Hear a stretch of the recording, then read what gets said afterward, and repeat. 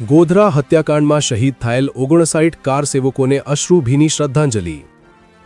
26 ફેબ્રુઆરી વર્ષ 2002ના Godhra railway station પર અયોધ્યાથી પરત ફરી રહેલા કાર સેવકોની થયેલ હત્યાકાંડમાં માં શહીદ થયેલ 59 કાર સેવકોની લીંબડીનગર સુભાષ ચોક પર વિશ્વ હિન્દુ પરિષદ બજરંગ દળ દ્વારા શ્રદ્ધાંજલિ કાર્યક્રમનું આયોજન કરવામાં આવ્યું હતું। કાર્યક્રમ દરમિયાન ઉપસ્થિત કાર્યકરો અને નાગરિકોએ 2 મિનિટનું મૌન પાડી દીપ પ્રજ્વલિત કર્યા અને પુષ્પહાર અર્પણ કરીને શ્રદ્ધાંજલિ વ્યક્ત કરી। સમગ્ર વાતાવરણ ભાવવિભોર બની ગયું હતું। Bureau chief Pravin Kalal, Dahod. जय श्री राम, जय गौ माता। आज લીંબડી ખાતે વિશ્વ હિન્દુ પરિષદ બજરંગ દળ દ્વારા જે આજથી 24 વર્ષ પહેલાં જે ગોધરા હત્યાકાંડ થયો હતો એ 59 હિન્દુ પરિવારોને યાદમાં જે શ્રદ્ધાંજલિ કાર્યક્રમ અહીંયા લીંબડી સુભાષ ચોક ખાતે રાખવામાં આવ્યો હતો। તમારું નામ? ઉત્કર્ષ શર્મા। માતા કી જય।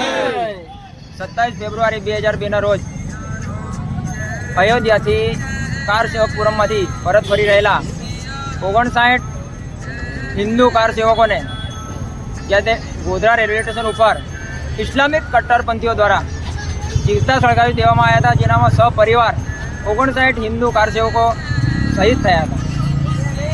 જે સંદર્ભે આજે 27 ફેબ્રુઆરી 2026ના રોજ લીંબડી વિશ્વ હિન્દુ પરિષદ બજરંગ દળ દ્વારા સુભાષ ચોક ખાતે એ જે 59 કાર સેવકો જે હિન્દુ છે એમને શ્રદ્ધાંજલિનો કાર્યક્રમ, પુષ્પાંજલિનો કાર્યક્રમ, હનુમાન ચાલીસાના પાઠ કરી એમની આત્માને શાંતિ મળે એના માટે આજે સુભાષ ચોક ખાતે કાર્યક્રમ રાખવામાં આવ્યો। તો દર વર્ષે આ કાર્યક્રમ કરવામાં આવે છે।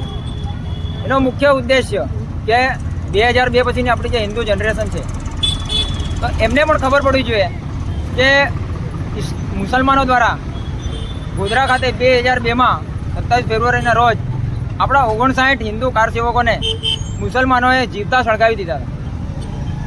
તો એમના પ્રત્યે એ લોકો કેટલી કટ્ટરતા છે આપણા હિન્દુ સમાજ પ્રત્યે, તો નવી જનરેશનને બી જાગૃત કરવા અને એમને પણ યાદ રહે કે આપણા લોકોને જીવતા સળગાવી દીધા હતા। તો આજે કાર્યક્રમ કરવામાં આવ્યો।